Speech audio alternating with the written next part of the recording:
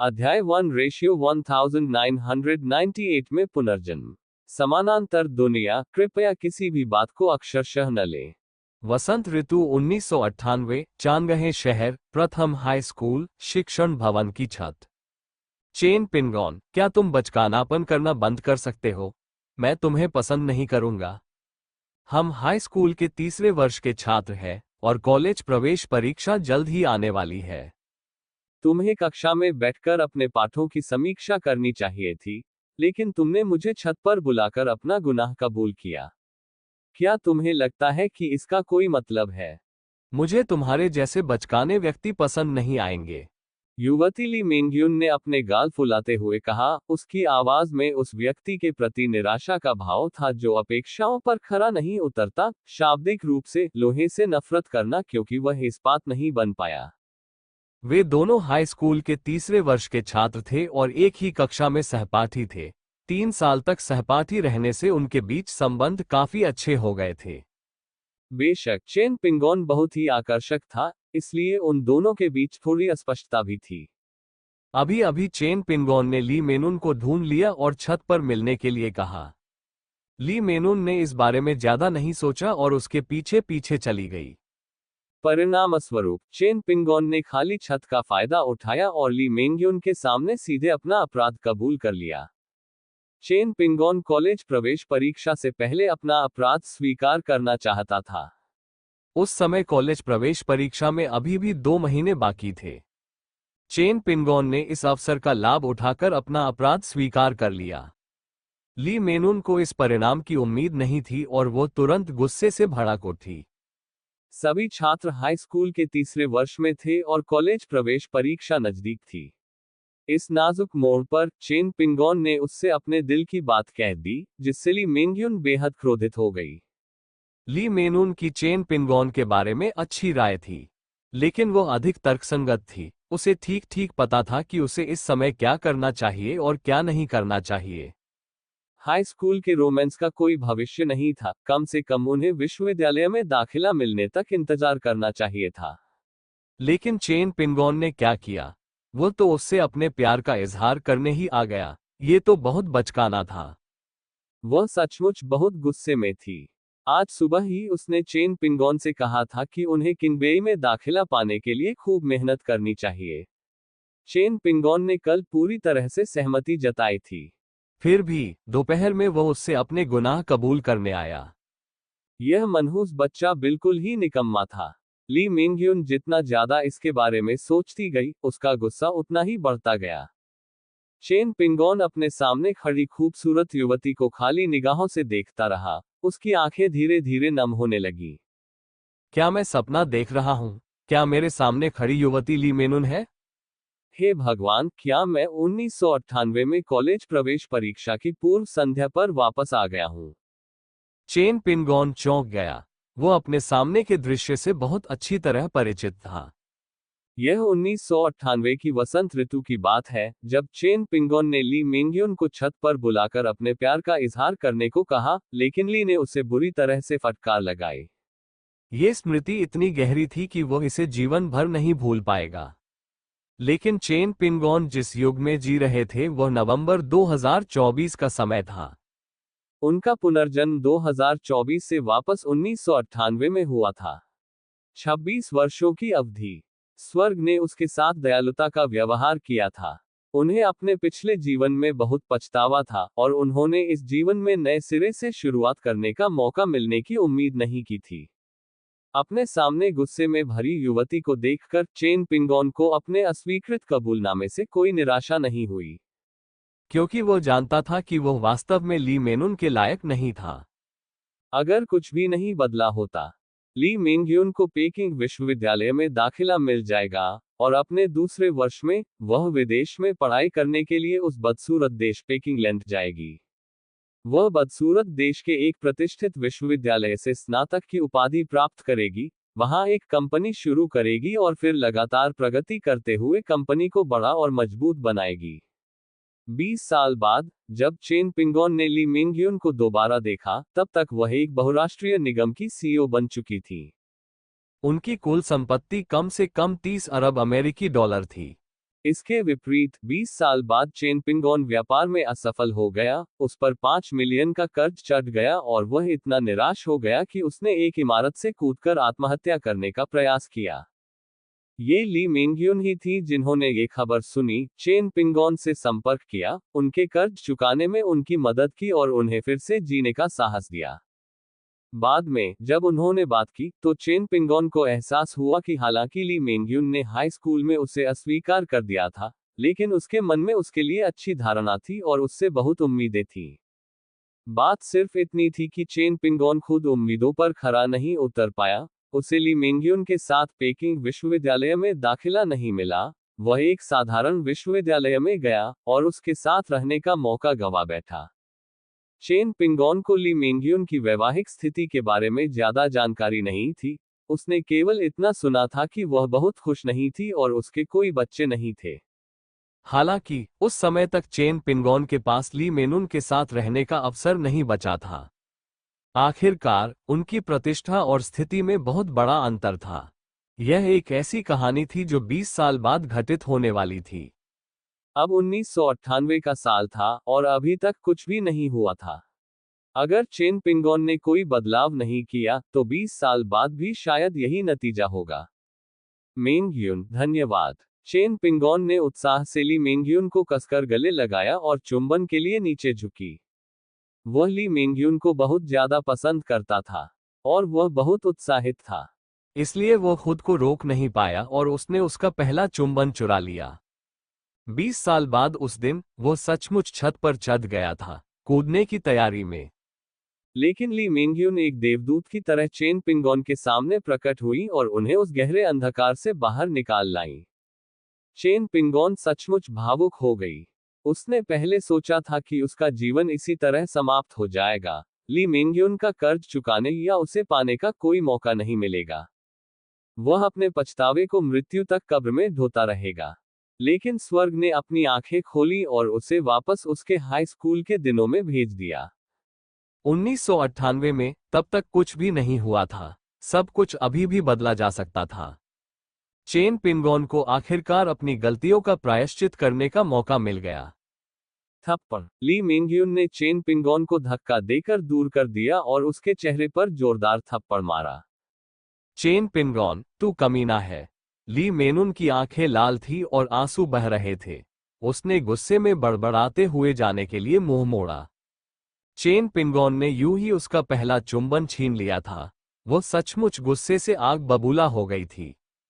हालांकि चेन पिंगोन के बारे में उसकी अच्छी राय थी, लेकिन वो इन परिस्थितियों में अपना पहला चुंबन उसे सौंपना बिल्कुल नहीं चाहती थी। हालांकि चेन पिंगोन मुस्कुराया, उसे लगा कि सब कुछ बहुत अच्छा था, यहां तक कि ली मेनुन द्वारा मारा गया थप्पड़ भी मीठा लगा। लेकिन असल में चेन पिंगोन के चेहरे पर पहले से ही थप्पड़ का निशान था। ली मेंग्युन ने जरा भी संकोच नहीं किया, उसने जो थप्पड़ मारा वह वाकई बहुत जोरदार था। चेन पिंगोन ने अपने चेहरे पर थप्पड़ के निशान को छुआ और उसके होठों के कोने पर मुस्कान और भी खिल उठी। 1998 में वापस लौटना वाकई बहुत अच्छा था। अपने पिछले जीवन में वह असफल रहा था। इस जीवन में उसे एक श्रेष्ठ व्यक्ति बनना होगा। चेन पिंगोन को पिछले 20 वर्षों की प्रमुख घटनाएं बहुत स्पष्ट रूप से याद थीं। अपनी स्मृति में मौजूद अवसरों का लाभ उठाकर उसके लिए अमीर बनना काफी आसान होगा।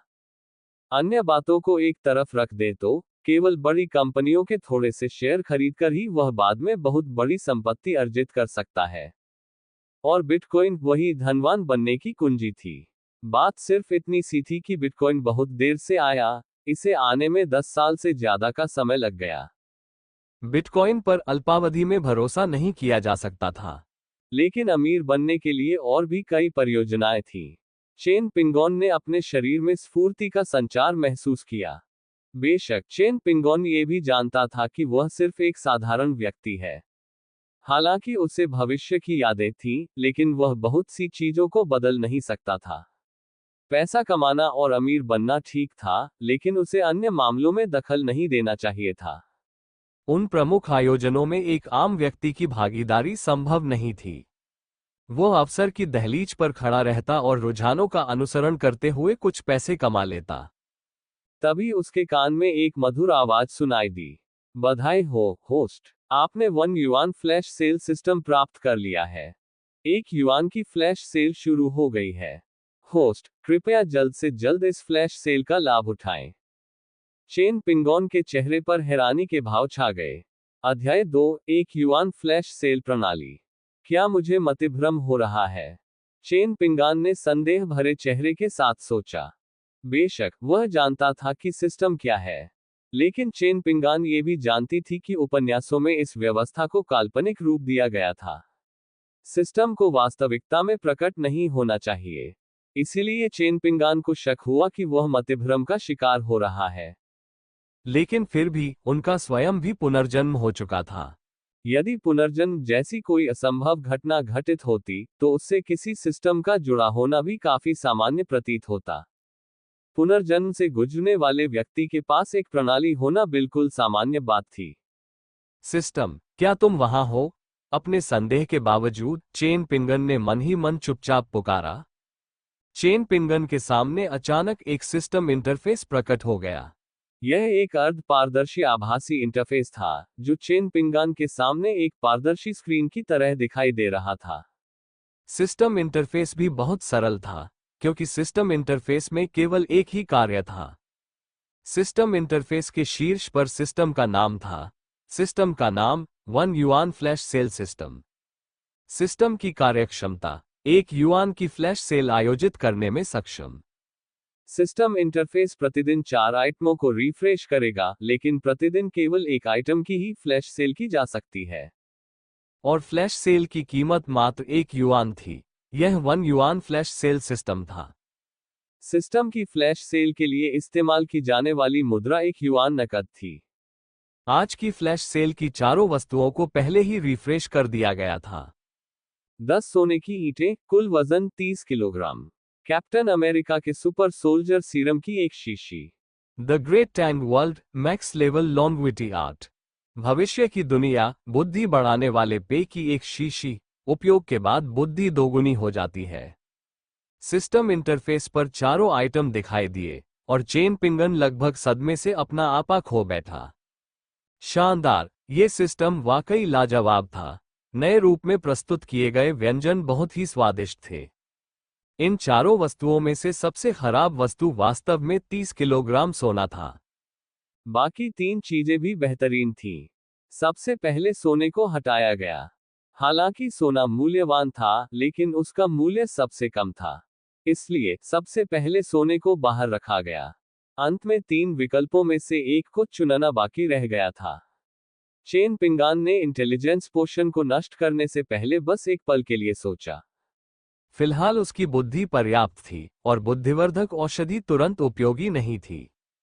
अब केवल मैक्स लेवल लॉन्गविटी आर्ट और कैप्टन अमेरिका का सुपर सोल्जर सीरम ही शेष रह गए थे। दोनों वस्तुएं युद्ध क्षमता को बढ़ा सकती थीं, लेकिन वे अलग अलग पहलुओं को मजबूत करती थीं। चेन पिंगन की निगाहें गहरी हो गईं। एक लंबे समय से दबी हुई याद, जो नरक जैसी प्रतीत होती थी, उसके मन में उभर आए। उस स्मृति में, ठीक इसी दिन, यहीं पर उन्होंने अत्यधिक पीड़ा और अपमान सहा था। झांग लेई के नेतृत्व में कई सहपाठियों ने चेन पिंगान की पिटाई की और यहां तक कि उसके सिर पर पेशाब भी कर दिया, जिससे उसे पेशाब पीने के लिए मजबूर होना पड़ा। स्कूल में बदमाशी किसी भी युग में मौजूद रही है। 20 साल बाद, इंटरनेट के विकास के कारण स्कूल में होने वाली बदमाशी की घटनाएं आसानी से ऑनलाइन फैल गईं। लेकिन आज के समय में, 1998 में, इंटरनेट का कोई नामोनिशान नहीं था, इसलिए स्वाभाविक रूप से स्कूल में हुई बदमाशी की घटना के बारे में किसी को पता नहीं था।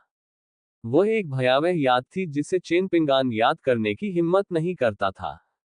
इसे उनके जीवन का सबसे बुरा सपना भी कहा जा सकता है।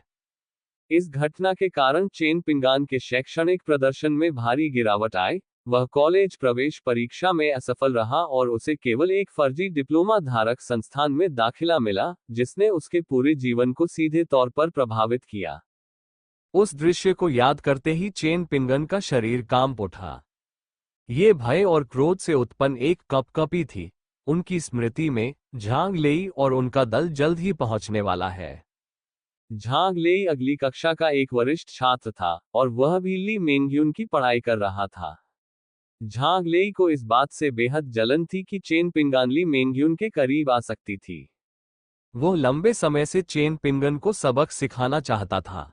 इस बार जब झांग लेई ने ली मेंग्यून और चेन पिंगान को छत पर जाते देखा, तो वह अपने कुछ अधीनस्थों को साथ लेकर उनके पीछे पीछे चला गया। दुस्वप्न का वो दृश्य जल्द ही फिर से घटित होने वाला था। लेकिन इस बार सब कुछ अलग था। चेन पिंगान ने धीरे से अपनी जेब से एकमात्र एक युआन का नोट निकाला, सिस्टम इंटरफेस खोला और रिचार्ज का चयन किया।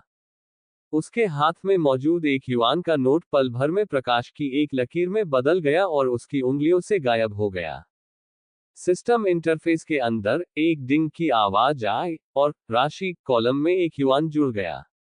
एक युआन की फ्लैश सेल, अधिकतम स्तर की दीर्घायु कला। चेन पिंगन ने मन ही मन पुकारा। ये चेन पिंगन की पसंद थी। उन्होंने मैक्स लेवल लॉन्गेविटी 8 को चुना। कैप्टन अमेरिका का सुपर सोल्जर सीरम अच्छा था, लेकिन मैक्स लेवल लॉन्गेविटी 8 उससे भी बेहतर था। दीर्घायुता कला की उत्पत्ति उपन्यास the legend of the great Tang twin dragons में वर्णित शीर्ष स्तरीय मार्शल आर्ट से हुई है। दीर्घायुता की कला सीखने से न केवल लंबी आयु मिलती है, बल्कि उच्च स्तरीय युद्ध क्षमता भी प्राप्त होती है, जो इसे सुपर सोल्जर सीरम से भी अधिक मूल्यवान बनाती है। कौन लंबी उम्र जीने और उच्च स्तरीय युद्ध क्षमता हासिल करने की इच्छा नहीं रखेगा? इसके अलावा ये सीधे तौर पर अधिकतम स्तर की दीर्घायु कला थी। इसे स्वयं उगाने की बिल्कुल भी आवश्यकता नहीं थी। अगर उसे खुद ही इसे विकसित करना होता, तो चेन पिंगान निश्चित रूप से सोल्जर सीरम को चुनता, लेकिन मैक्स लेवल लॉन्गेविटी 8 को भी नजरअंदाज नहीं किया जा सकता था। चेन पिंगान के शरीर पर एक सुनहरी रोशनी चमकी और एक शक्तिशाली ऊर्जा उसके शरीर में प्रवाहित हुई। दीर्घायु कला साधना से जुड़ी ढेर सारी यादें भी चेन पिंगान के दिमाग में उमड़ पड़ी। अधिकतम स्तर की दीर्घायु कला लोडिंग पूरी हो गई। सुनहरी रोशनी की एक चमक चेन पिंगान की आंखों से गुजरी। वह अब शीर्ष स्तर की आंतरिक कौशल का उस्ताद बन चुका था। उनका दांतियान शक्तिशाली सहज सच्ची से भरा हुआ था। जन्मजात सच्ची ऊर्जा दांतियन से प्रवाहित होकर उसके शरीर की सभी मेरिडियनों में सीधे प्रवाहित हुई, जिससे उसका शरीर लगातार मजबूत होता गया। अधिकतम स्तर की दीर्घायु कला में महारत हासिल कर ली गई। यही उस व्यवस्था की ताकत थी। चेन पिंगान ने अपनी वास्तविक ऊर्जा का संचार किया, लापरवाही से अपना हाथ हिलाया, और बल का एक विस्फोट हुआ, जिसने सीधे 10 मीटर दूर एक दीवार पर एक लंबा तलवार का निशान उकेर दिया। सहजता से तलवार की ऊर्जा का प्रयोग करना, यह एक शीर्ष स्तरीय आंतरिक शक्ति के उस्ताद की युद्ध क्षमता थी। अपने शरीर के भीतर उमड़ती हुई सच्ची ऊर्जा को महसूस करते हुए चेन पिंगान के होठों पर एक ठंडी मुस्कान फैल गई। एक जोरदार धमाके के साथ छत की ओर जाने वाला लोहे का दरवाजा लात मारकर खुल गया। वरिष्ठ छात्रों का एक समूह अंदर आया। इस कार्यक्रम का नेतृत्व करने वाला छात्र झांग लेई था। चेन पिंगान झांग लेई से बहुत अच्छी तरह परिचित था। वह चेन पिंगान के पूरे पिछले जीवन का दुर्स्वप्न और साया था। अपने पिछले जीवन में झांग लेई ने यहीं पर अपने गुर्गों को लाया, चेन पिंगान को बुरी तरह पीटा, और फिर उस समूह ने सीधे चेन पिंगान पर पेशाब किया। जीवन भर का सबसे बड़ा अपमान यहीं जन्म लिया। झांग लेई ने न केवल ऐसा किया, बल्कि उसने इस घटना को पूरे स्कूल में फैला दिया, जिससे चेन पिंगान के लिए गर्व से सिर ऊंचा रखना असंभव हो गया। चेन पिंगान के माता पिता को जब इस बारे में पता चला, तो वे स्कूल में हंगामा करने आए, लेकिन इसका कोई फायदा नहीं हुआ। झांग लेई के पिता एक निर्माण प्रबंधक थे, जो धनी और प्रभावशाली थे। वे सब कुछ संभालते थे, और स्कूल भी झांग लेई का पक्ष लेता था। झांग लेई के खिलाफ केवल मामूली अनुशासनात्मक कार्रवाई की गई। इसके बाद झांग लेई के परिवार ने चेन पिंगान को 200 युआन का मुआवजा दिया। इस मामले का कोई खास नतीजा नहीं निकला। चेन पिंगान के माता पिता साधारण लोग थे, वे बेहद क्रोधित थे लेकिन असहाय थे। चेन पिंगान पूरी तरह से पराजित हो गया था, उसकी सारी ऊर्जा और जोश पूरी तरह से खत्म हो गया था। पिछले 2 महीनों से उसने स्कूल जाना छोड़ दिया था और केवल घर पर ही पढ़ाई कर पा रहा था। वह कॉलेज प्रवेश परीक्षा में असफल रहा और अंततः एक फर्जी डिप्लोमा संस्थान में दाखिला ले लिया, जिसके बाद ली मिंगयुन से उसका सारा संपर्क टूट गया। चेन पिंगान की किस्मत यही बदल गई। आधी रात के अंधेरे में कितनी बार चेन पिंगान ने सोचा होगा, अगर उस समय झांग लेई ने उसे तंग न किया होता, तो क्या उसकी किस्मत अलग होती। इसका कोई जवाब नहीं था, क्योंकि अतीत को बदला नहीं जा सकता था। लेकिन इस बार उनके पास इसे बदलने का मौका था। चेन पिंगान का 20 साल पहले पुनर्जन्म हुआ था, और वह ठीक उसी क्षण में लौट आया था जब झांग ले उसे धमकाने वाला था। इसके अलावा चेन पिंगन अब एक शिखर स्तर का उस्ताद बन चुका था। चेन पिंगन, तुम में तो गजब का साहस है। मैंने तुम्हें पहले क्या कहा था? मैंने तुमसे कहा था, ली मेनुन को और परेशान मत करो। क्या मेरी बात तुमने एक कान से सुनकर दूसरे कान से निकाल दी? धिक्कार है, अगर मैंने आज तुम्हें सबक नहीं सिखाया, तो मैं अपना नाम उल्टा लिखूंगा। झांग लेई गालियां बकते हुए और अपशब्द बोलते हुए अकड़कर छत पर चढ़ गया। झांग लेई ने चेन पिंगान को बिल्कुल भी नजरअंदाज नहीं किया। उसने चेन पिंगान को एक ऐसा सबक सिखाने की योजना बनाई थी जिसे वह कभी नहीं भूलेगा। चेन पिंगान ने शांत भाव से अपने सामने खड़े झांग लेई को देखा। उनकी निगाहों में भय और क्रोध का कोई निशान नहीं था, केवल शीतलता ही शेष रह गई। चेन पिंगान की नजरों में झांग लेई पहले से ही एक मृत व्यक्ति था। उसने पहले ही मृत्यु का मार्ग चुन लिया था। पिछले जन्म का हिसाब इस जन्म में चुकता हो जाएगा। आप लोग थोड़े धीमे हैं, मैं काफी देर से आपका इंतजार कर रहा हूं। चेन पिंगन ने इत्मीनान से कहा। उसके होठों पर एक शरारती मुस्कान थी। उसकी मुस्कान दुष्टतापूर्ण और निर्मम प्रतीत होती थी। हालांकि झांग लेई बेहद क्रोधित हो गया। अरे यार चेन पिंगान, तुम तो मौत को दावत दे रहे हो। दोस्तों, उसे पकड़ लो। अगर तुम उसे मारोगे, तो मैं जिम्मेदारी लूंगा, झांग लेई ने घमंड से हाथ हिलाते हुए कहा। उनकी उम्र के छात्र आसानी से उग्र और आवेगशील हो जाते थे। इसके अलावा उसे अहंकार करने की आदत थी, और यह पहली बार नहीं था जब उसने ऐसा कुछ किया था। चूंकि वे अभी भी स्कूल की छत पर थे और उनके आसपास कोई और नहीं था, इसलिए वे और भी ज्यादा बेलगाम हो गए। इस समय झांग लेई भी बेहद गुस्से में था और सचमुच उसके मन में हत्या के विचार आ रहे थे। झांग लेई के पीछे पीछे उनके 3 चापलूस चल रहे थे। अपने पिछले जीवन में ये तीनों लोग झांग लेई के साथ मिलकर चेन पिंगान को बुरी तरह पीट चुके थे। अपने पिछले जन्म में चेन पिंगान सिर्फ एक किताबी कीड़ा था जो लड़ना नहीं जानता था, भला वह उनका मुकाबला कैसे कर सकता था। लेकिन इस जीवन में चेन पिंगन अब किताबी कीड़ा नहीं रहा था। चेन पिंगन ने एक मुस्कान बिखेरी और पलक झपकते ही समूह के बीच से निकल गया। उसकी आकृति धुंधली सी हो गई। अध्याय 3, जैसे को तैसा। अचानक चीखों की एक श्रृंखला गूंज उठी और झांग लेई सहित चारों लोग एक तरफ उड़कर गिर पड़े। चेन पिंगन की हरकतें इतनी तेज थी कि वे प्रतिक्रिया करने से पहले ही चेन पिंगन ने उन्हें दूर फेंक दिया था। हालांकि चेन पिंगान ने कुशलतापूर्वक बल का प्रयोग किया। यद्यपि उसने उन्हें हवा में उछाल दिया और उन्हें चोट पहुंचाई, फिर भी उन्हें कोई मामूली चोट नहीं आई। यह आंतरिक ऊर्जा का अद्भुत अनुप्रयोग था। चारों जमीन पर गिर पड़े और उठने में असमर्थ थे। उनके पूरे शरीर में दर्द हो रहा था। वे ठीक ठीक बता नहीं पा रहे थे कि दर्द कहाँ है, बस इतना पता था कि उनका पूरा शरीर दुख रहा है। झांग लेई जमीन पर अचंभित पड़ा था। उनकी योजना इस तरह से नहीं चलनी चाहिए थी। उसकी योजना के अनुसार उसके 3 अधीनस्थों को ही चेन पिंगन की पिटाई करनी चाहिए थी। यह मैच पूरी तरह से एक तरफा होना चाहिए था, एक निर्णायक जीत होनी चाहिए थी। लेकिन नतीजा ये हुआ कि उन चारों की ही पिटाई हो गई। यह अविश्वसनीय था और ऐसा नहीं होना चाहिए था। झांग लेई भागना चाहता था, लेकिन वह उठ नहीं पा रहा था और उसके पूरे शरीर में असहनीय दर्द हो रहा था। अभी तो तुम ही मुझे सबक सिखाना चाहते थे। चलो, मैं यही हूं, मुझे सिखाओ। चेन पिंगन झांग लेई के पास गई और ठंडे लहजे में बोली, तुमने हमारे साथ क्या किया? मैं तुमसे कह रही हूं, तुम मर चुके हो। मेरे पिता तुम्हें नहीं छोड़ेंगे, झांग लेई ने गुस्से भरी आवाज में कहा, लेकिन अंदर ही अंदर वह बहुत डरी हुई थी। बस इतना ही है तुम्हारे पास। अगर तुम मुझे हरा नहीं सकते तो अपने पिता की धमकी क्यों देते हो? कितना घटिया इंसान है, चेन पिंगान ने तिरस्कारपूर्ण लहजे में कहा। ये शब्द सुनकर झांग लेई का चेहरा शर्म से लाल हो गया। उसे भी एहसास हो गया कि उसके कार्यों में कायरता झलकती है। लेकिन झांग लेई सचमुच बहुत डरी हुई थी। चेन पिंगान को अपने सामने खड़ा देखकर वह डर गया था। क्या तुम मुझे सबक सिखाना नहीं चाहते थे?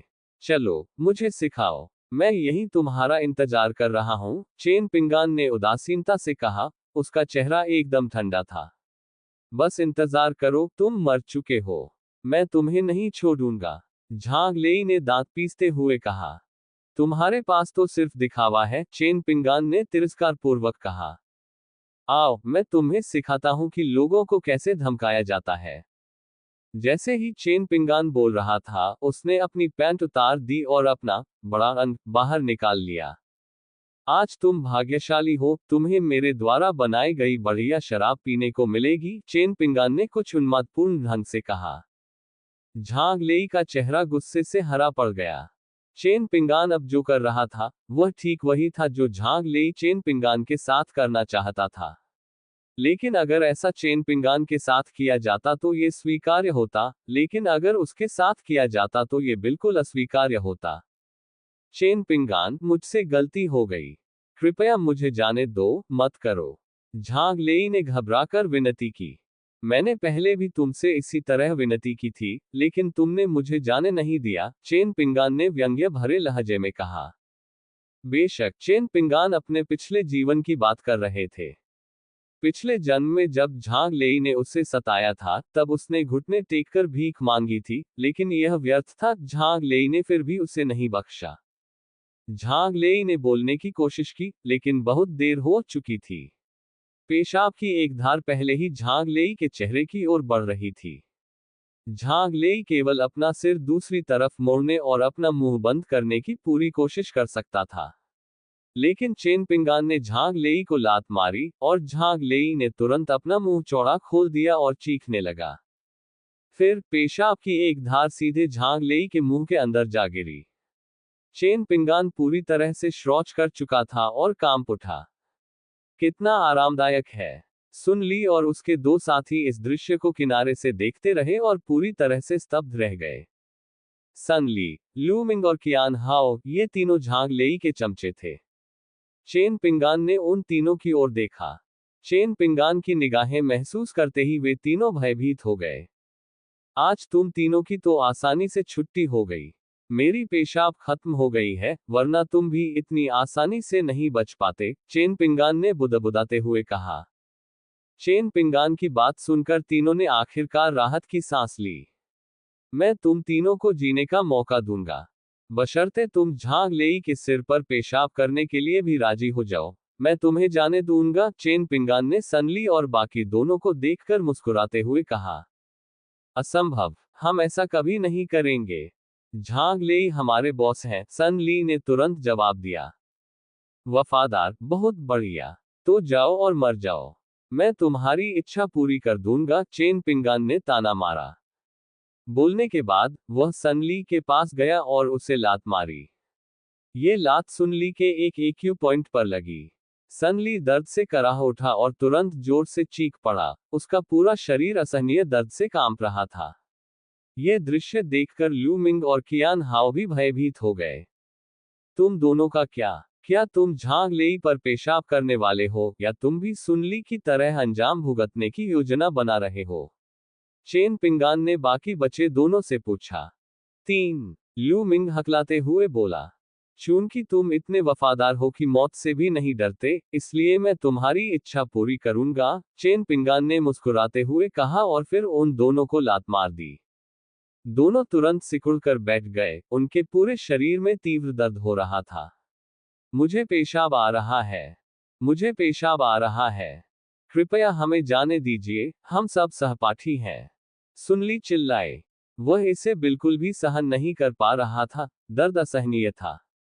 सब साथ जाओ। तुम सब पेशाब करने जाओ। अगर कोई पेशाब नहीं करेगा, तो मैं उससे तंग करूंगा, चेन पिंगान ने बेपरवाही से कहा। चेन पिंगान की धमकी सुनकर वे तीनों कांप उठे, मना करने की हिम्मत न कर पाने के कारण वे केवल आज्ञाकारी होकर मान गए। चेन पिंगान ने झांग लेई के एक्यू पॉइंट्स को सील कर दिया था और अब वह मुंह खोले खड़ा था, हिलने डुलने में पूरी तरह असमर्थ था। वह असहाय होकर देखता रहा जब उन तीनों ने उस पर पेशाब किया। पीला पेशाब बरसता हुआ उसके सिर और चेहरे को पूरी तरह से ढक गया। तभी तीनों को एक जोरदार धक्का लगा और फिर उनके शरीर वहीं जम गए।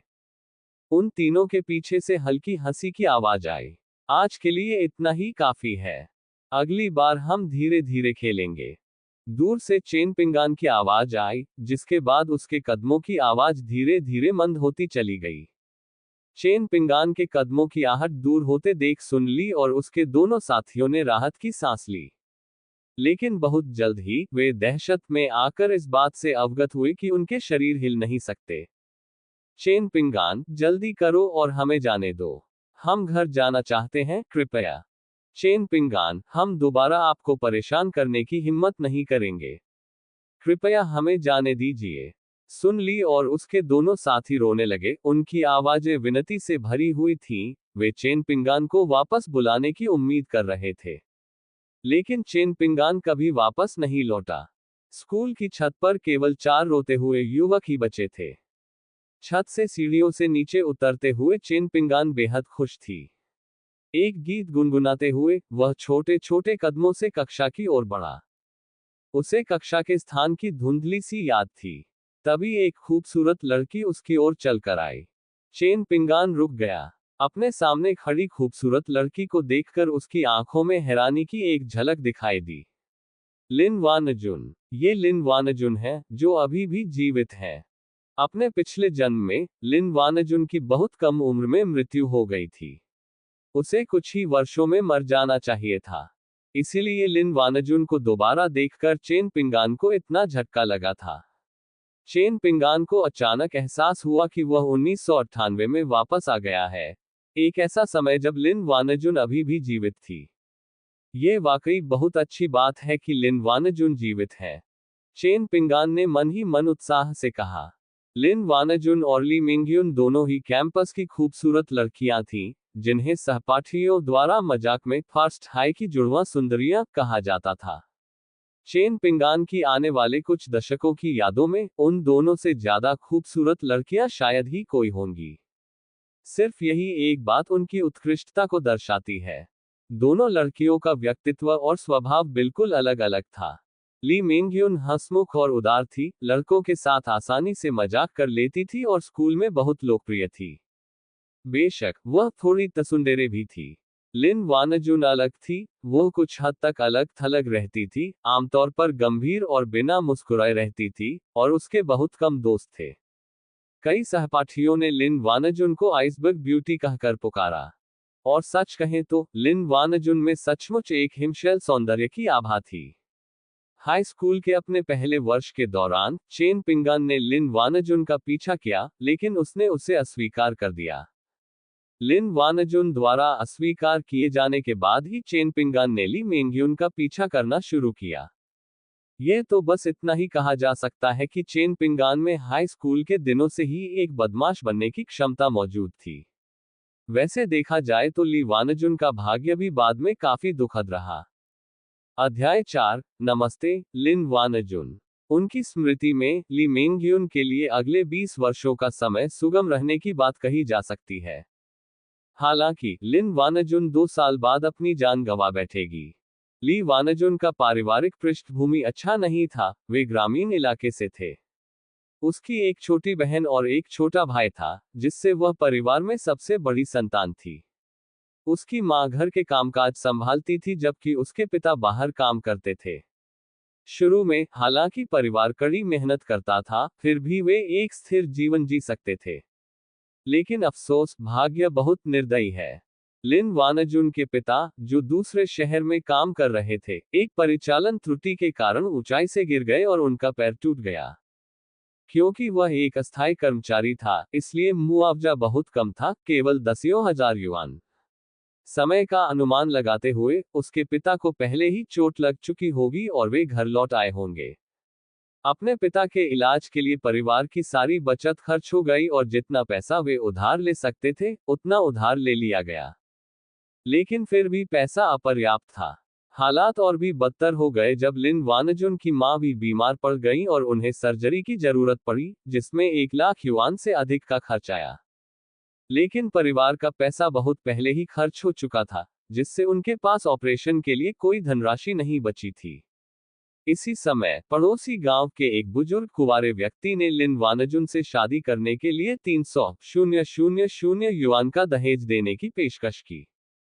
इस पैसे से न केवल उसके पिता के पैर का इलाज हो सकेगा, बल्कि उसकी मां की जान भी बचाई जा सकेगी और परिवार के जीवन स्तर में सुधार हो सकेगा। इस पैसे के बिना लिन वानजुन के पिता हमेशा के लिए लंगड़े हो जाएंगे और उसकी मां बीमारी से मर जाएगी। हालांकि लिन वानजुन कुछ हद तक अलग थलग दिखती थी, लेकिन वह एक आज्ञाकारी बेटी थी। अपने पिता, अपनी माता और पूरे परिवार की खातिर उसने शादी करने के लिए सहमति दे दी। लिन वानजुन ने कॉलेज प्रवेश परीक्षा नहीं दी, उन्होंने हाई स्कूल से स्नातक होने के तुरंत बाद शादी कर ली। लेकिन लिन वानजुन की पीड़ा ठीक इसी समय शुरू हुई। पता चला कि लिन वानजुन ने जिस व्यक्ति से शादी की थी, वह एक विकृत मानसिकता वाला व्यक्ति था, जो शारीरिक रूप से अक्षम था और वैवाहिक संबंध स्थापित करने में असमर्थ था। लेकिन वह अमीर था, इसलिए उसने एक खूबसूरत महिला से ही शादी करने पर जोर दिया। इस तरह बाहरी लोगों को उसकी अक्षमता के बारे में पता नहीं चलेगा। इतना ही नहीं, उसने अपनी चचेरी बहन को लिन वानजुन के साथ सोने की योजना भी बनाई थी, ताकि जब लिन वानजुन गर्भवती हो जाए तो पैदा होने वाला बच्चा उसका माना जाए। ये निस्संदेह एक अत्यंत घृणित कृत्य था। लिन वानजुन ने जमकर विरोध किया और पुलिस को बुलाने की धमकी दी। लिन वानजोग ने उस आदमी से कहा कि अगर उन्होंने बल प्रयोग करने की हिम्मत की तो वह पुलिस को बुला लेगी और वे सभी जेल जाएंगे। उस आदमी का चचेरा भाई डर गया और पीछे हट गया। हालांकि लिन वानजुन के इस कृत्य ने उसके पति को क्रोधित कर दिया, जिसने उसे रोजाना पीटना और प्रताड़ित करना शुरू कर दिया। महज 2 साल में लिन वानजुन की पीट पीट कर हत्या कर दी गई। लिन वानजुन तलाक देने या भागने की हिम्मत नहीं कर पाए क्योंकि वह आदमी एक विकृत मानसिकता वाला था और उसने उसे धमकी भी दी थी। अगर लिन वानजुन भागने की हिम्मत करती तो वह उसके पूरे परिवार को मार डालता। लिन वानजुन के पास इसे अकेले सहने के अलावा कोई विकल्प नहीं था। वह सचमुच सहनशील थी, लेकिन उसने कभी उम्मीद नहीं की थी कि अंत में उसकी पीट पीट कर हत्या कर दी जाएगी। लिन वानजुन की मौत के बाद ही यह मामला सार्वजनिक हुआ और बाद में उस व्यक्ति को फायरिंग स्क्वाड द्वारा मौत की सजा दी गई। लिन वानजुन के बारे में सारी जानकारी चेन पिंगान को विश्वविद्यालय से स्नातक होने और घर लौटने के बाद ही उसके परिवार से मिली। इतनी खूबसूरत लड़की, इतनी अच्छी लिन वानजुन की इतनी दुखद मौत हो गई। अपनी मृत्यु से पहले उसे बहुत सारी पीड़ा और बहुत सारी मार सहनी पड़ी। जब चेन पिंगान ने उस समय ये खबर सुनी तो वह इतना रोने लगा कि उसकी आंखें लाल हो गईं। और अब मृत लिन वानजुन जीवित अवस्था में और स्कूल की वर्दी पहने हुए चेन पिंगान की ओर चल रही थी। लिन वानजुन। चेन पिंगान ने अचानक आवाज लगाई, क्या कुछ गड़बड़ है? लिन वानजुन ने हैरानी से चेन पिंगान की ओर देखा। लिन वानजुन की आंखों में थोड़ी उलझन झलक रही थी। वह चेन पिंगान को जानती थी, उसने हाई स्कूल के पहले साल में उसका पीछा किया था, लेकिन अस्वीकार किए जाने के बाद उसने उसे फिर कभी परेशान नहीं किया। उसे नहीं पता था कि चेन पिंगान आज फिर से उसका अभिवादन क्यों कर रहा था। कुछ नहीं, मैं बस आपसे हेलो कहना चाहता था। हेलो, लिन वानजुन। चेन पिंगान ने लिन वानजुन को हाथ हिलाकर अभिवादन किया, उसके चेहरे पर एक सरल, मूर्खतापूर्ण मुस्कान थी। क्या तुम पागल हो? लिन वानजुन ने भौहें चढ़ाकर ठंडे स्वर में कहा। एक तरफ सरकाना। लिन वानजुन ने चेन पिंगान को धक्का दिया और वहां से चली गई। सचमुच उन्हें आइस ब्यूटी कहलाने की पूरी योग्यता है, उनमें वाकई व्यक्तित्व है। ये बहुत दुख की बात है कि उसकी मृत्यु इतनी दयनीय स्थिति में हुई और उसने पिछले जन्म में इतना कठिन जीवन जिया। चेन पिंगान को जरा भी गुस्सा नहीं आया। लिन वानजुन द्वारा उसे पागल कहे जाने के बावजूद चेन पिंगान के चेहरे पर अभी एक संतुष्ट, मूर्खतापूर्ण मुस्कान थी। इस समय वापस आना वाकई बहुत अच्छा लग रहा है। अतीत की सभी गलतियों को सुधारा जा सकता है। लिन वानाजुन की किस्मत भी बदली जा सकती है। चेन पिंगान का इरादा लिन वानाजुन का दिल जीतना नहीं था, लेकिन उसे कम से कम उसकी जान तो बचानी ही थी। वह किसी भी कीमत पर लिन वानाजुन की शादी उस बूढ़े कुंवारे से दोबारा नहीं होने दे सकता था। हालांकि चेन पिंगान उस आदमी के बारे में विशिष्ट विवरण नहीं जानती थी, बस इतना जानती थी कि वह एक बूढ़ा कुंवारा था, जिसकी उम्र लगभग 40 वर्ष थी। उस आदमी का नाम या वह कहाँ रहता था, इस बारे में चेन पिंगान को कोई जानकारी नहीं थी। इसलिए चेन पिंगान केवल निष्क्रिय रूप से उस व्यक्ति के प्रकट होने की प्रतीक्षा कर सकती थी। इसके अलावा वह लिन वानाजुन को इस स्थिति के बारे में समझा भी नहीं सका। आखिरकार ये समझ से परे था। वह ये नहीं कह सकता था कि वह भविष्य से आया है और लिन वानाजुन को कभी शादी न करने के लिए कह सकता है, अन्यथा उसे प्रताड़ित करके मार डाला जाएगा। अगर चेन पिंगान ने ऐसी बकवास कही होती, तो लिन वानाजुन शायद उसे श्राप देकर मार डालती। लेकिन अब चेन पिंगान को लिन वानाजुन की सुरक्षा सुनिश्चित करने का पूरा भरोसा था। क्योंकि चेन पिंगान ने पहले ही दीर्घायु कला के उच्चतम स्तर में महारत हासिल कर ली थी। वह अब मनुष्यों के बीच युद्ध शक्ति की चरम सीमा पर था। जब तक वह आदमी प्रकट होने की हिम्मत करता, तब तक वह मरा हुआ था। पिछले जन्म में चेन पिंगान को उसे मारने का मौका नहीं मिला था, लेकिन इस जन्म में उसे हर हाल में इस अवसर का लाभ उठाकर उसे खत्म करना ही होगा। कक्षा की घंटी बजी। चेन पिंगान कुछ असहज महसूस करते हुए जम सी गई। क्योंकि उसकी आत्मा 40 वर्ष के एक चाचा जैसी थी, फिर भी अब उसे हाई स्कूल वापस जाना पड़ा। उसे चाहे पसंद हो या ना हो, उसे अनुकूलन करना ही था, क्योंकि अब वह हाई स्कूल का तीसरे वर्ष का छात्र था। कॉलेज प्रवेश परीक्षा में अब केवल 2 महीने ही बचे थे। उसे बस दांत पीसकर इस मुश्किल दौर से गुजरना था। कॉलेज प्रवेश परीक्षा के बारे में सोचते ही चेन पिंगान का चेहरा उदास हो गया। वह कॉलेज प्रवेश परीक्षा कैसे दे सकता है? वह हाई स्कूल में पढ़ी सारी बातें भूल चुका था। अगर वह अब दोबारा परीक्षा दे तो शायद उसे किसी फर्जी डिप्लोमा धारक संस्थान में भी दाखिला न मिल पाए। मैं तो बर्बाद हो गई, कॉलेज प्रवेश परीक्षा का मैं क्या करूंगी? चेन पिंगान परेशान थी।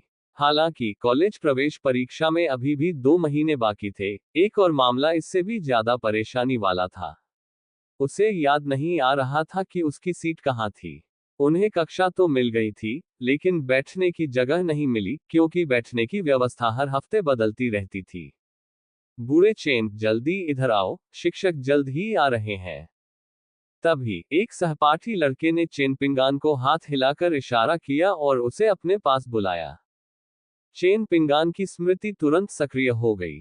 झांग योंग, जो हाई स्कूल के तीसरे वर्ष में उनका सहपाठी था, वह चेन पिंगान की बचपन की दोस्त भी है। वे दोनों पड़ोसी थे जो साथ साथ पले बड़े थे, और वे प्राथमिक, माध्यमिक और उच्च विद्यालय में सहपाठी भी थे। वे अभी भी एक ही हाई स्कूल की कक्षा में सहपाठी थे, इसलिए उनके बीच संबंध बहुत अच्छे थे। बस इतना ही था कि इस व्यक्ति का बाद का जीवन भी काफी दुखद था। मुख्य रूप से झांग योन की पत्नी बहुत बुरी थी। वह विशेष रूप से सुंदर नहीं थी, लेकिन वह चुलबुली थी और झांग योन उस पर पूरी तरह से मोहित हो गया था। इसके अलावा उसका चरित्र भी खराब था। झांग योन की लगातार व्यापारिक यात्राओं का फायदा उठाते हुए उसने एक दूसरे आदमी के साथ प्रेम संबंध शुरू कर दिया। बाद में झांग योन को इस संबंध के बारे में पता चला और गुस्से में आकर उसने व्यभिचारी को बुरी तरह घायल कर दिया। झांग योन को गिरफ्तार कर 5 साल की जेल की सजा सुनाई गई। उनकी पत्नी ने उन्हें तलाक दे दिया, घर बेच दिया गया और उनके पास 1 साल से थोड़ी अधिक उम्र की बेटी रह गई। जब झांग योन रिहा होकर घर लौटे, तब तक उनकी बेटी 6 साल से अधिक की हो चुकी थी। उनकी बेटी झांग योन के माता पिता के साथ रही थी और उन्हीं के द्वारा पाली पोसी गई थी। बेटी का होना शुरू में सुकून का स्रोत था, लेकिन कुछ साल बाद बेटी को ल्यूकेमिया होने का पता चला। झांग योंग ने बच्चे की बीमारी के इलाज में खुद को दिवालिया कर दिया। झांग योंग ने बच्चे के साथ अस्थि मज्जा मिलान भी करवाया, लेकिन डॉक्टर ने बताया कि बच्चे का रक्त समूह झांग योंग के रक्त समूह से मेल नहीं खाता। डीएनए परीक्षण से पुष्टि हुई कि बच्चा झांग योन का नहीं था। हालात इस हद तक पहुंच जाने से वाकई निराशा का माहौल बन गया था। लेकिन झांग योंग एक सच्चा आदमी था, ये जानते हुए भी कि बच्चा उसका नहीं था, उसने फिर भी बच्चे के इलाज का खर्च उठाया। दुर्भाग्यवश बच्चे का भाग्य दुर्भाग्यपूर्ण था और अंततः उसे बचाया नहीं जा सका। इसके बाद झांग योंग निराश हो गए और उन्होंने इस जीवन में फिर कभी शादी नहीं की। झांग योंग का अपना जीवन कठिन था, लेकिन वह चेन पिंगान के प्रति वास्तव में वफादार था। जब चेन पिंगान सबसे बुरे दौर से गुजर रहा था, तब झांग योंग ने उसे 10,000 युआन तक की राशि भेजी थी। पैसा तो ज्यादा नहीं था, लेकिन भावना बहुत गहरी थी। यह एक ऐसी घटना थी जिसे चेन पिंगान जीवन भर याद रखेगा। हालांकि पिछले जन्म में उन्हें वह 10,000 युआन चुकाने का मौका कभी नहीं मिला। झांग योंग की 2022 में एक कार दुर्घटना में मृत्यु हो गई। पिछले जन्म में वह जिस वफादारी का बदला नहीं चुका सका, उसे इस जन्म में पूरी तरह चुकाना होगा। चेन पिंगान ने झांग योन को 10,000 युआन सीधे चुकाने की योजना नहीं बनाई थी। इसके बजाय उन्होंने झांग योन को जीवन भर धन और समृद्धि देने की योजना बनाई थी। बेशक सबसे महत्वपूर्ण बात यह थी कि झांग योन को उस घटिया औरत से दोबारा शादी करने की बिल्कुल भी इजाजत न दी जाए। अध्याय 5, घर वापसी। अच्छा भाई, चेन पिंगान झांग योन के बगल में बैठी और भावुक होकर बोली। क्या हुआ? झांग योन ने हैरानी से पूछा। कुछ नहीं, मैं बस हमारी दोस्ती के बारे में सोच रहा था, चेन पिंगान ने मुस्कुराते हुए कहा। बेशक हम असली भाइयों की तरह हैं, झांग योन ने भी हंसमुख भाव से कहा। वैसे देखा जाए तो उन दोनों को सचमुच सगे भाई माना जा सकता है, क्योंकि वे साथ साथ पले बड़े थे। इसके अलावा दोनों परिवारों में केवल एक ही बच्चा था, कोई भाई बहन नहीं थे, इसलिए दोनों बचपन से ही एक दूसरे को भाई कहकर बुलाते थे। क्लास शुरू हो रही है, टीचर आ गए हैं, झांग योंग ने याद दिलाया। यह अंग्रेजी की कक्षा थी और चेन पिंगान ने अपनी पाठ्यपुस्तक खोलकर पढ़ना शुरू कर दिया था। पढ़ने के बाद उनके चेहरे पर काफी शांति छा गई। अपने पिछले जीवन में उन्होंने अंग्रेजी में CET 4 उत्तीर्ण किया था और उनकी पढ़ाई अपेक्षाकृत अच्छी थी, साथ ही उनकी याददाश्त भी गहरी थी। अब अंग्रेजी की पाठ्यपुस्तक को देखकर उसने मूल रूप से सारी सामग्री को पहचान लिया। अंग्रेजी सीखना उसके लिए मुश्किल नहीं था, उसे बस उसका रिवीजन करने की जरूरत थी। चेन पिंगान भी इस जीवन में एक अच्छे विश्वविद्यालय में प्रवेश पाना चाहता था, इसलिए वह कक्षा में काफी गंभीर रहता था। चेन पिंगान दोपहर की सभी कक्षाओं में गंभीर रहती थी। चेन पिंगान की पढ़ाई के प्रति लगन देखकर झांग योन कुछ हद तक हैरान रह गया। पुराने चेन पिंगान ऐसे नहीं थे। बूढ़े चेन, क्या आपने गलत दवा ले ली? आज आप इतनी गंभीरता से पढ़ाई कर रहे हैं? झांग योन ने धीरे से पूछा। मैं एक अच्छे विश्वविद्यालय में दाखिला लेना चाहता हूं और चूंकि अभी समय है, इसलिए मैं और अधिक मेहनत करूंगा, चेन पिंगान ने मुस्कुराते हुए कहा। ठीक है, फिर? झांग योंग ने अपना सिर हिलाया। वह चेन पिंगान के विचारों को समझ नहीं पा रहा था, लेकिन वह चेन पिंगान को प्रभावित करने की कोशिश भी नहीं करेगा। संक्षेप में, उन्होंने चेन पिंगान की पढ़ाई करने की इच्छा का समर्थन किया।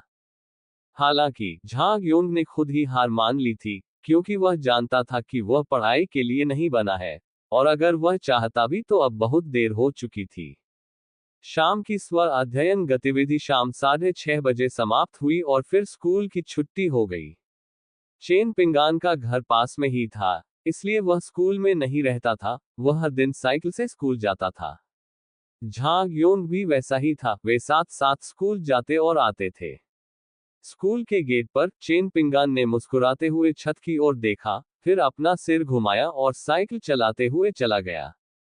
अभी तुम क्या देख रहे थे?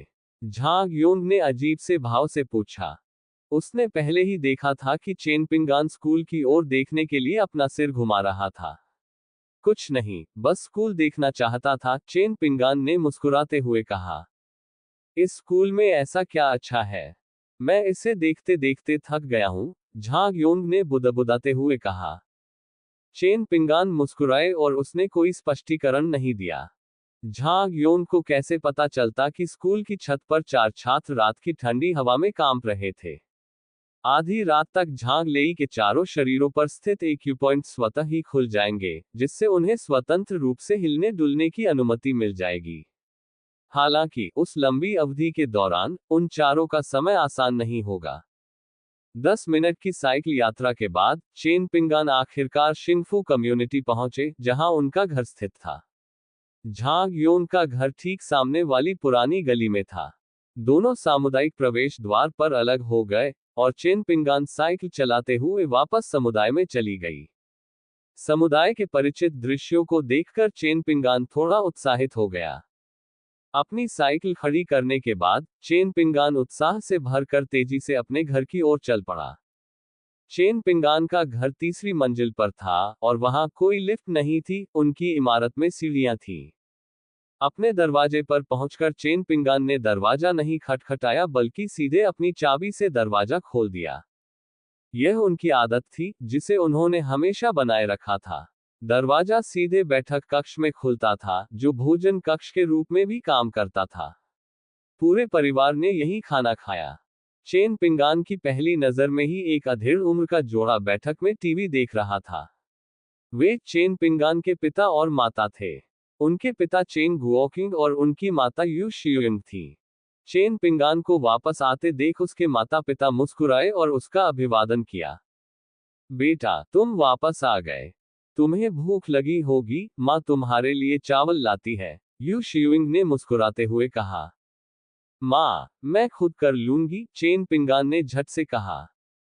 बोलते समय चेन पिंगान ने अपने माता पिता की ओर देखा, लेकिन उसने ज्यादा भावनाएं दिखाने की हिम्मत नहीं की। वह नहीं चाहता था कि उसके माता पिता को उसमें कुछ भी असामान्य लगे। ठीक है, तो आप खुद ही परोस लीजिए, यू शियुइंग ने कहा। चेन पिंगान ने अपने लिए चावल का एक कटोरा निकाला और फिर खाने की मेज पर आकर भोजन करने लगे। पापा, मम्मी, क्या आपने खाना खा लिया है? चेन पिंगान ने पूछा।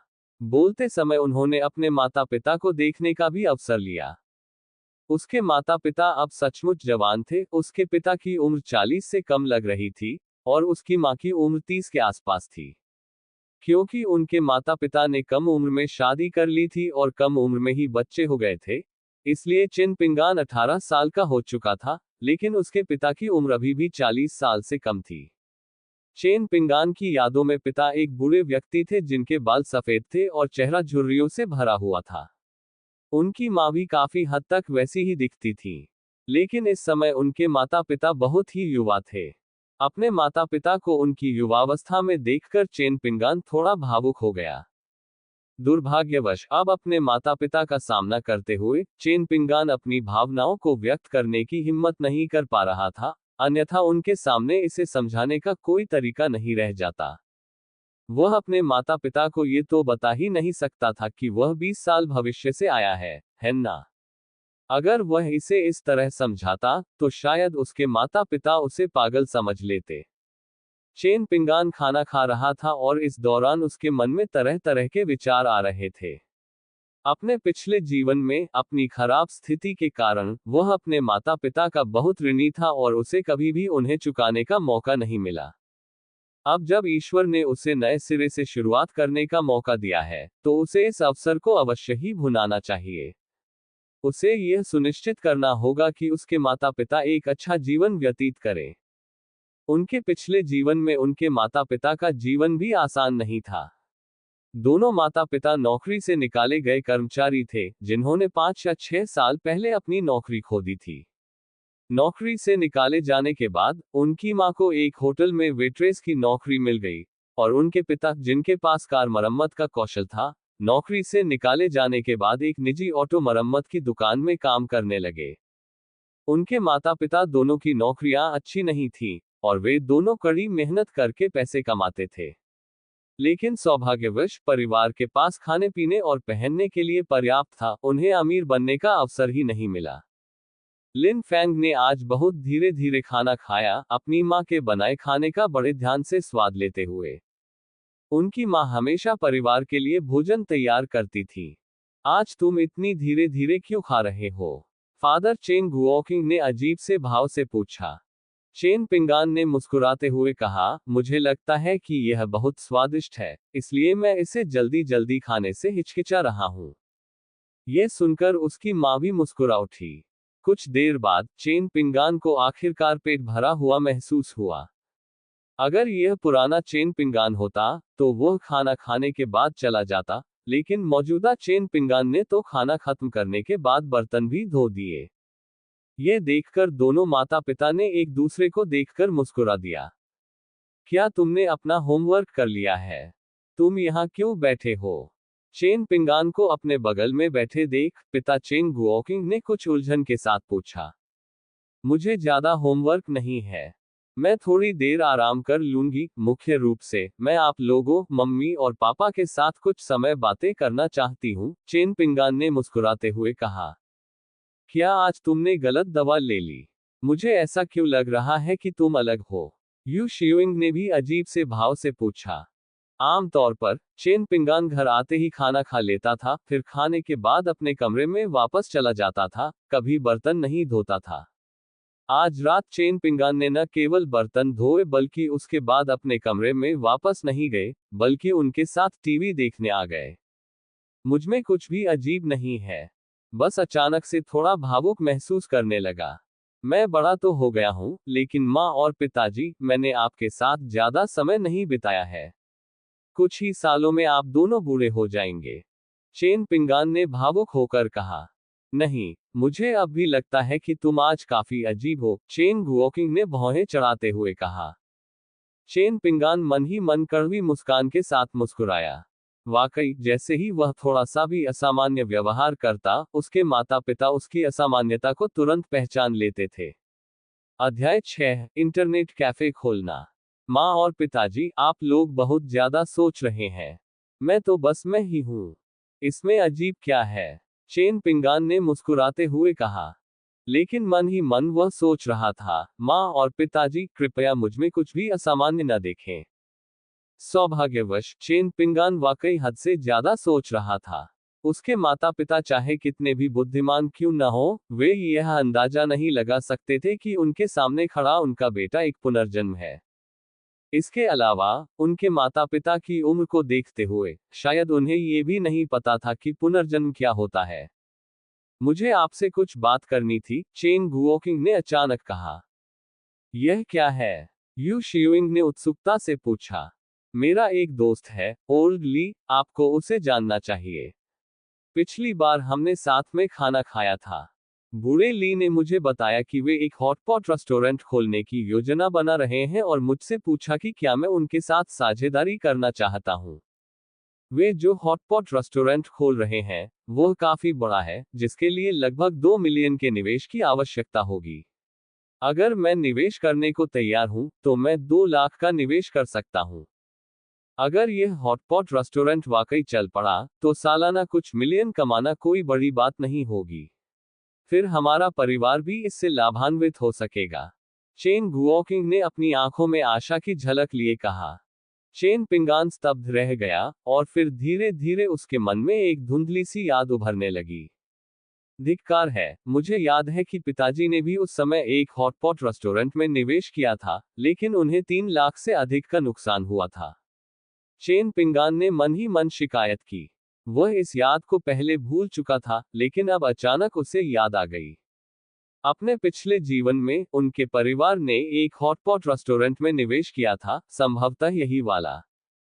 शुरुआत में उन्होंने वास्तव में केवल 2 लाख का निवेश किया था, लेकिन बाद में जब दुकान के नवीनीकरण के लिए धनराशि पर्याप्त नहीं थी, तो चेन गुओकिंग ने 1 लाख का और निवेश किया, जिससे कुल निवेश 3 लाख हो गया। हालांकि हॉटपॉट रेस्टोरेंट खुलने के बाद ये लगभग 1 महीने तक ही अच्छा चला। 1 महीने से भी कम समय में कारोबार में भारी गिरावट आने लगी। जहां तक ओल्ड ली की बात है, वह सीधे पैसे लेकर फरार हो गया।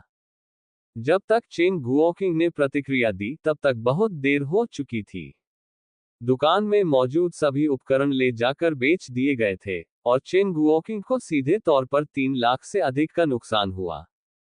महज एक रात में चेन गुओकिंग के बाल सफेद हो गए। उस समय चेन पिंगान सिर्फ एक हाई स्कूल का छात्र था और उसे ऐसे मामलों में कोई दिलचस्पी नहीं थी, इसलिए स्वाभाविक रूप से उसने इसके बारे में नहीं पूछा। उन्हें विशिष्ट स्थिति के बारे में स्पष्ट जानकारी नहीं थी। उन्हें अभी अभी याद आया कि इस घटना का उनके परिवार पर काफी गहरा असर पड़ा था। आखिरकार एक ही बार में 3 लाख रुपए खोना किसी भी परिवार के लिए मुश्किल होगा। चेन पिंगान जैसे साधारण परिवार की तो बात ही छोड़िए। चेन पिंगान के दिमाग में कई विचार उमड़ रहे थे, लेकिन उसे समझ नहीं आ रहा था कि उन्हें कैसे मनाए। यू शियुयंग ने हिचकिचाते हुए कहा, व्यापार इतना आसान नहीं है। अगर यह ठीक से नहीं चला तो हमें नुकसान हो सकता है। पिताजी, मैं भी माँ की बात से सहमत हूँ। व्यापार में जोखिम होते हैं।